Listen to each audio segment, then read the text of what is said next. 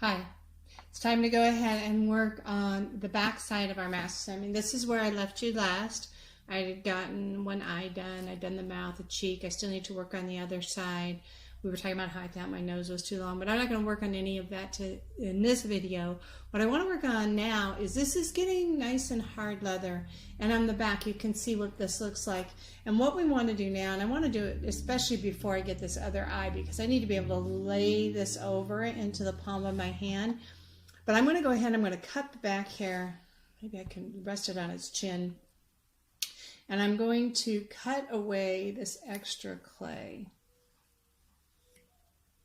Okay, what I want to do is I want to create a frame around the back of this that's going to hold up and hold this form, and we can imagine that this is laying on a shelf in the kiln, and as it's firing it's shrinking and it's dragging across that shelf.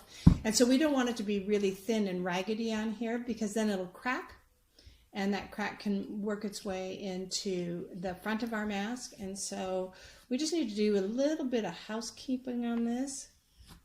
And I want to do it now so that if I do any damage by turning this over and handling this, because it's going to take a little bit of effort, because mine has crossed over into a good hard leather here.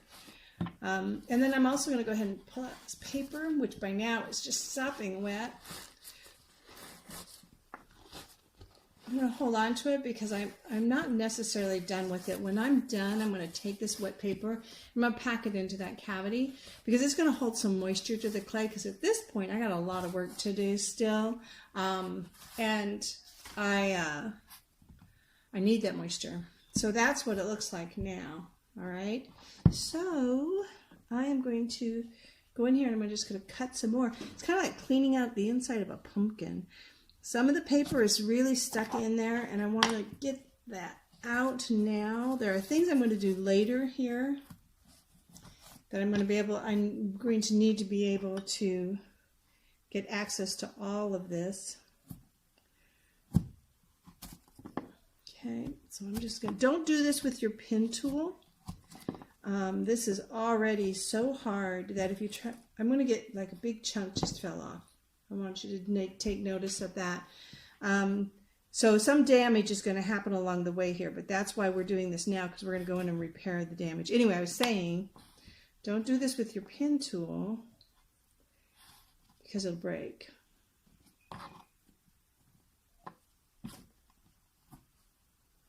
Okay, I'm just carving all of this away in here.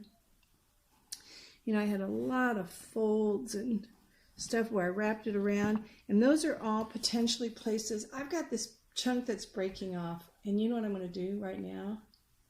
I'm going to break it off, because I'm not going to be able to save it, and so I'm going to have to go back and I'm going to have to rebuild that. Still see I got a lot in there, so I'm going to just keep hacking away at that paper. All of this can be, it's still got enough moisture in the place that I can come back, I can score, I can slip, and I can make all sorts of repairs. I could take these pieces and put them right back in, or I can redo this with fresh clay. So I still have a lot of options. You don't get out every single bit of paper. That's not that big of a deal, because it will fire out in the kiln.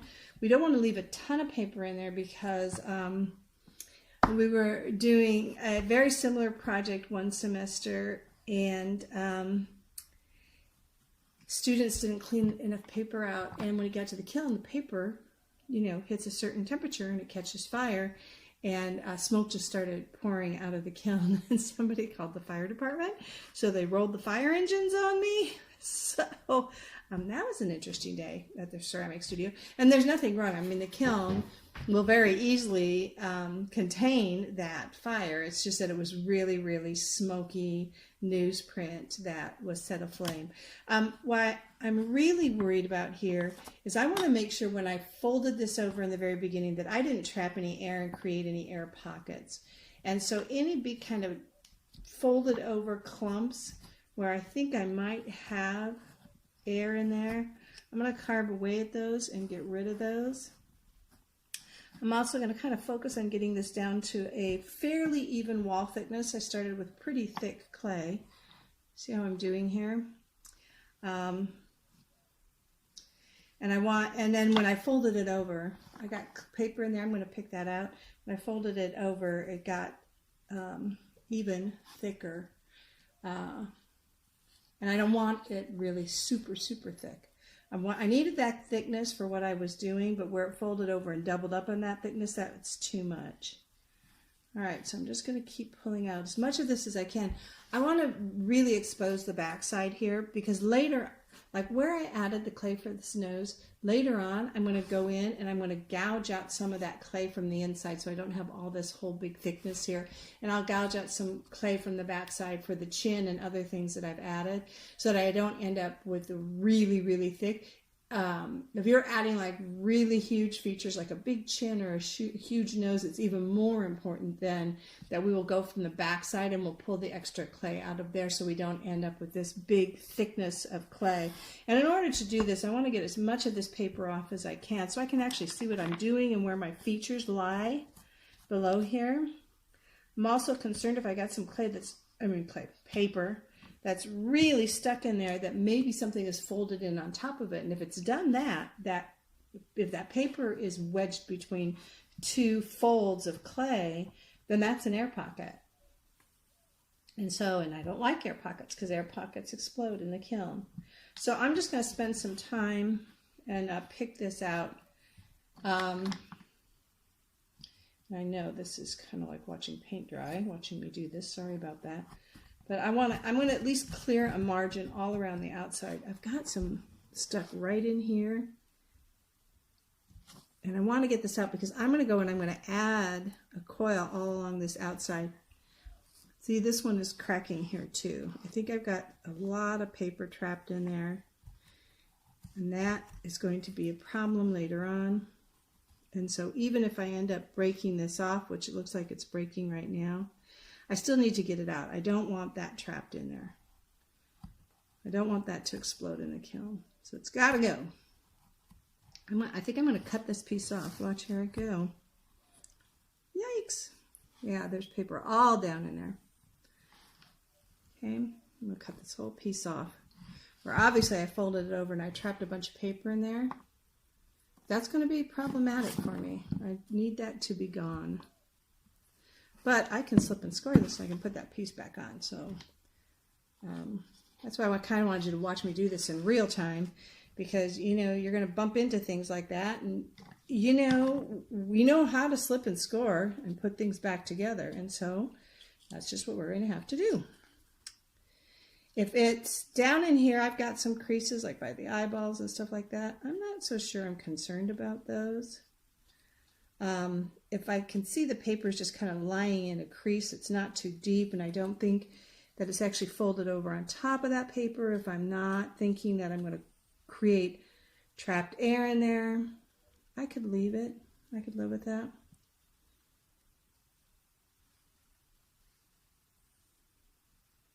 Okay. And also, if I know that there's a big old lot of paper, sorry. Also, I know I'm going to add more clay all around the outside of this skull, this back of this head. And if I have any paper in the way of that, I'm going to have to clean that out because if I lay more clay on top of this paper, now again, I'm just creating this trapped air in there. So I want to spend some time and kind of pick through this a little bit. All right. I think I've gotten to a point that I can live with it. I'm going to do some more work later on. Oh, down here, a little bit more down here.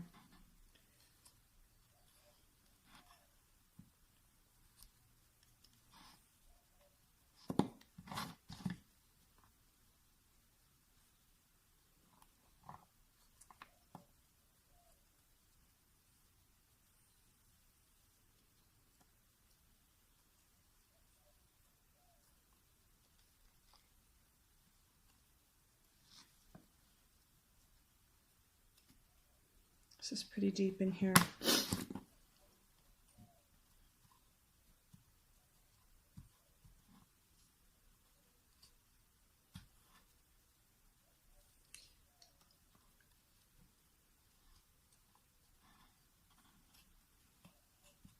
This This is one of the reasons why I said don't use a bunch of tape, because the tape really sticks. It's hard to get out. And you can see the paper is no picnic.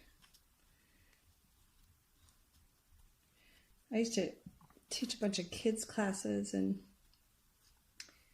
we had these summer workshops I do with these kids where the first day they would make a sculpture, and we would do the same thing. We'd use a newspaper armature for it, and then that afternoon, after that evening, after they left, after they made them in the morning and they sat and they got to leather hard, and then my studio assistant and I would spend hours picking all the paper out of their sculptures so that the next day they could work on them some more, and then they'd be ready to dry and go to the kiln, because we had to turn everything around in 1 week. I got paper down in here, lots of paper. I think I had a big fold in here, so I can't really ignore that. I'm going to pull it out.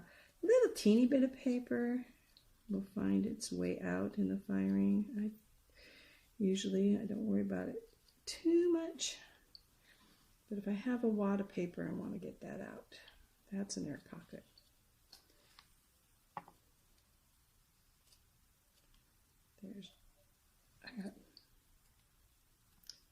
This is a particularly bad one, I ain't gonna lie. I did not do a great job when I folded this open. I've gotten enough out for now. I'm going to go back and pick some more off of it there, but I'm not going to do it while you're waiting for me, because you want to know what I'm going to do next. So, and the rest of this I can get off later. So the first thing I'm going to do is I'm going to put some of these pieces back together again, Humpty Dumpty style. Ooh, what a mess. Okay, let me see if I can find my tools underneath there. This has all gotten to the leather hard stage. I'm going to score it, slip it, let my slip get a little dry. If your slip gets dry, just throw water on top of it. You can rehydrate it endlessly. It can get completely bone dry, and you can throw water on it, slake it back down, and start all over again. Okay.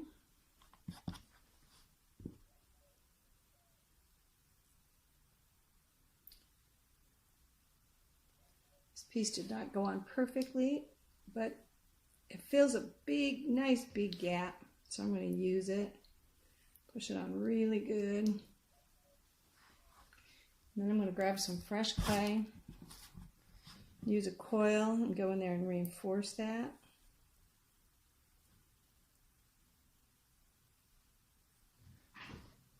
Hope you can see this.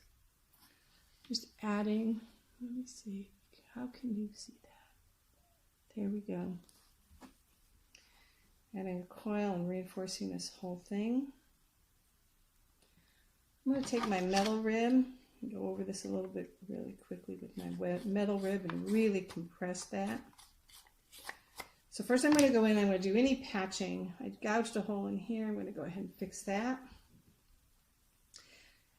Just throwing little bitty pieces of clay in there, and I'm really focusing on not trapping air as I add this clay. Okay, this part down here.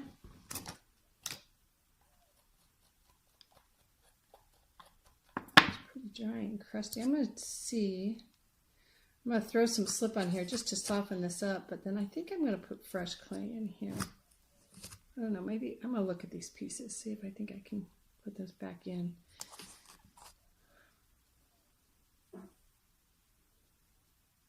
Let's see what they look like.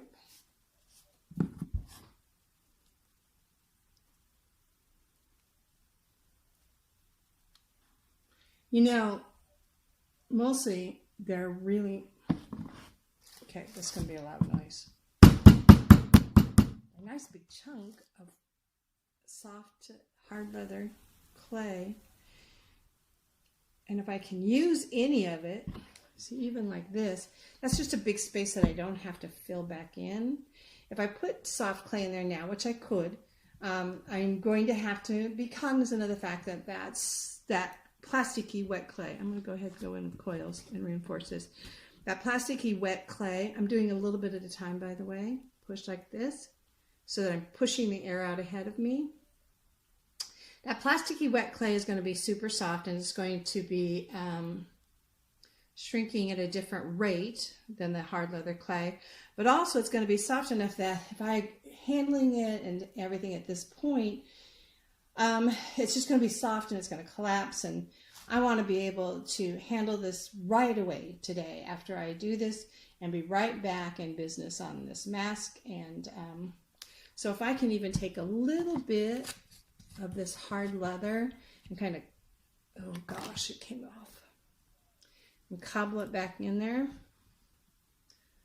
that would be great, because then, like I said, it takes up a big space, and it's harder, and it's going to let me go ahead and keep working on top of this a lot faster than if it was all soft. Because if it was all soft, every time I put it down on that chin, it would collapse again. And it's closer to the moisture content of the rest of the clay. And all these additions that I'm making, yes, that is soft plasticky clay, but it's not as much soft plasticky clay. So it'll be more forgiving. It'll push that moisture back and forth and back and forth. And it'll even out that moisture content pretty quickly and efficiently. All right, on the inside, same thing. I'm going to use some slip. I've got kind of a crevice that I've created. And I want to put some soft. The slip is a little harder because, like I said, I dried out and I rehydrated it.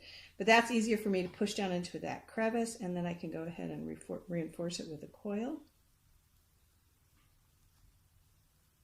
You can spend a lot of time on the backside of these masks cleaning them up and make them look nice. And some people do. You know, there's just kind of a certain, I will. If you ever looked at the back of any of my work or the bottom of any of my work, everything is finished to the same level, which I think is kind of a consummate artist thing to do. It's probably an obsessive compulsive thing to do. Okay, I'm going to go ahead and paddle some of the stuff that I just did. Cracked open. It's okay. I'm down with that. Just throw some more clay at it. Don't use a lot of really wet, sloppy slip. You don't want to get this really super wet again. Every time you get things wet, they expand. As they fill with fluid, everything expands. And then as they dry, they contract again. And while we have to do a certain amount of repair and a certain amount of rehydrating, I mean, there's things we have to do. We just can't get away from that.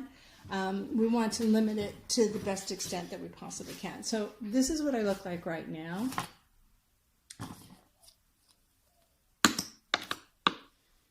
I'm going to even this out. I'm just going to pare this down like I'm paring an apple all the way around. Get rid of all the highs and lows and the lumps and bumps. And so I'm making it even this way, and then I'm also going to try and make it even around this way as much as I can. I have a thin spot over here. I'm going to reinforce that. When you're adding clay, add clay a little bit at a time. You press it down and you push forward on it, so you're pushing the air out ahead of it. Don't ever add big, huge slabs of clay. Okay, I'm going to reinforce that because you just increase your odds that you're going to trap air in there.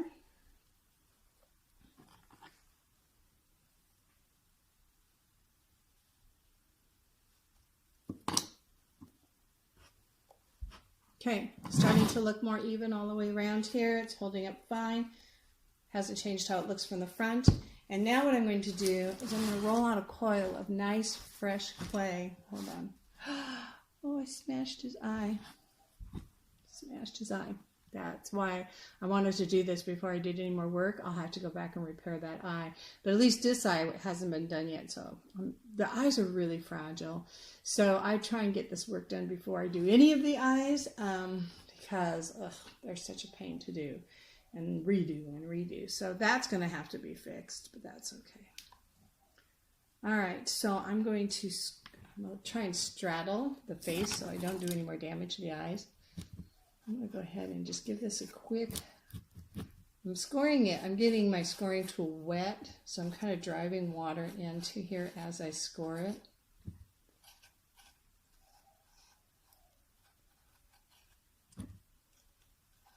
Really scoring it good. It's pretty hard, and I want to add some really soft plasticky clay. I want to just refine, let's set it down.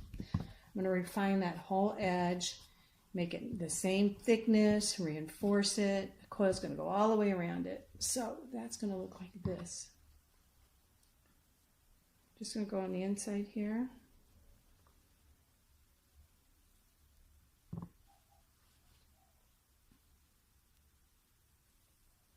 Pressing that coil down inside the mask and also around over to the outside edge, and then smoothing it and compressing it.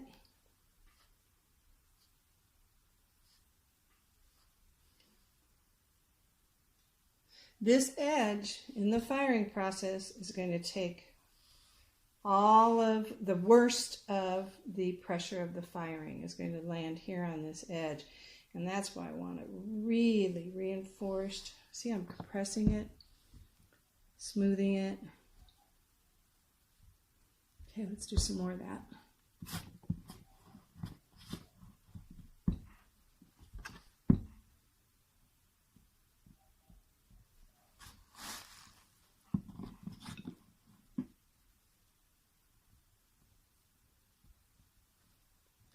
Okay, around on the inside. Pushing that down.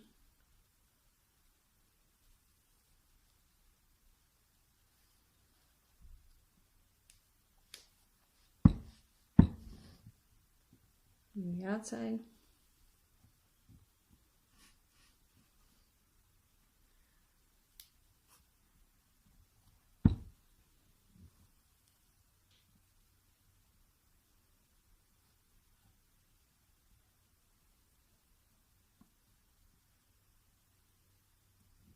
Okay. This is the housekeeping portion of mask making, where after you've done all the fun work, you need a little piece there. It's just a little on the thin side. You need to come in and just do this to make sure, you know, it's not done until it's gone through the firing. And this is going to be one of the things that's going to be kind of a guarantee of that. Okay, now I need to still do some more work on the inside there, but you can see I made a nice, even, compressed frame all the way around. I'm going to do some more smoothing on that, inside and out. And I'm also going to go in there and I'm going to clean that up and get the rest of the paper out and look for any crevices that I might fill with slips. Anyway, I'm going to smooth that whole thing out. So that's a start to how we finish off the back. And then after I work on this a little bit, I'll come back with another video showing you what the next step is. Hi guys, I'm back. I just wanted to do a little addendum on this. Ooh, I don't know if you can see this because, let me try this. This helps. You can see inside there, I went ahead and cleaned all that up. You can almost see a reverse of my mask in there, but I smoothed it out. I got all the paper out of there, right? And then the other thing that I'm doing is, like where I added on all of this clay here for the nose, I'm going on the opposite side in here, and I'm just carving some of that out. Oh, and I wanted to mention too, I was really struggling with the tools I was using, so I went ahead and grabbed my trim tools out of your beginning toolkit, which we haven't had a whole lot of use for, but you're going to love them for cleaning out the back of this mask. They get in there and they really clean it out very quickly and very efficiently. So like I was saying, I had extra clay in the eyebrow, the brow area, and so I carved, oops, get that light back over here. see if that helps you to see the inside, this mask. So I carved some of that extra clay out here, and now I'm carving some of this extra clay out for the nose, and so I'll get almost a reverse on the inside of what's going on the outside. That way I just don't have all this thickness in here. If you're doing this and you carve all the way through, which happens, believe me, in that case, oh gosh, and I just did it. Got it. Wasn't paying attention. Look what I did. Okay, boogers. So I'm going to repair it from this side. Don't repair it from the inside. Repair it from the outside, because you don't want, if you repair it from both sides, you could trap air. So only repair it from one side. Go ahead and push some clay in there. Make a repair. It happens. Look at this. Happened to me. All right, so I'm going to let that repair sit there for a little bit, and the surrounding clay is going to soak up that water pretty quickly. I'm going to compress it on the inside as well. Well, now I know. I can't go any further than that. And I was going to say, if you puncture through, it happens, and just go fix it. So fix it from the front side. Add the clay from the front. Compress it in the back, but don't add it front and back because you can trap air in between. So not so bad, not that big of a deal. I'll go ahead and I'll clean that up later, put the details back in, but that's what the back side of my mask looks like right now. And later, I'll just mention this. I'm not going to do it quite yet because I still have so much work to do on the front. But once I get this front pretty well set, I'm going to take my pen tool and I'm going to poke a million little holes in the back of this. What I'm doing is I'm just giving myself a little insurance for if there were air stuck in the back of this eyeball. I don't want that pocket of air to blow the eye out the front. If I poke some holes in here, air is going to take the path of least resistance. So it'll go find that little tunnel that I've made with my pen tool, and it'll send the air out the back. And if it does chip off anything, it'll chip it off the back of the mask where we won't see it. No harm, no foul. So I'll punch a whole bunch of holes in here, which I'll show you on a later video too, but I just want you to let you know if you get ahead of me.